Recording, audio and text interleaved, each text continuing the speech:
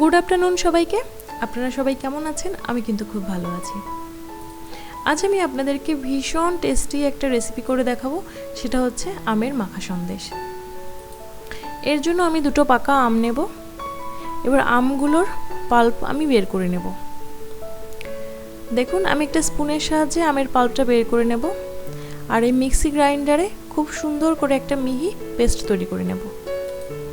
এবার আমি প্যানে 700 ml মতো দুধ নিয়ে নেব, আর এটাকে একটু ভালো করে জাল দিয়ে নেব।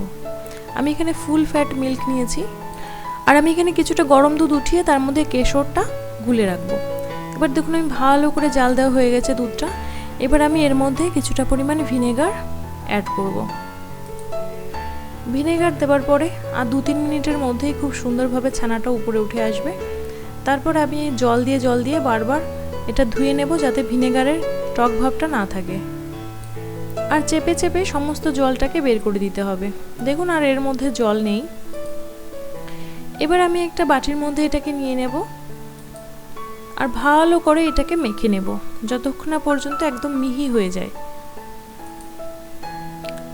দেখুন, আমার খুব ভালো করে মেখে নেওয়া হয়ে গেছে।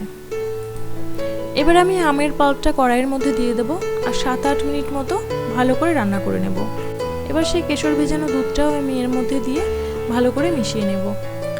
এই পর্যায়ে আমি পরিমাণ মতো চিনি দিয়ে দেব, আর আগে থেকে তৈরি করে রাখা সেই ছানাটাও দিয়ে দেব, আর সেই সঙ্গে দেব 1 প্যাকেট আমুলের গুঁড়ো দুধ, আর সবশেষে 1 চামচ ঘিও এর সঙ্গে অ্যাড করব। ঘি দিলে একদম পুরো দোকানের মতো ফ্লেভারটা চলে আসবে। এবার আমি গার্নিশিংয়ের জন্য কয়েকটা পেস্তা কুচিয়ে নেব।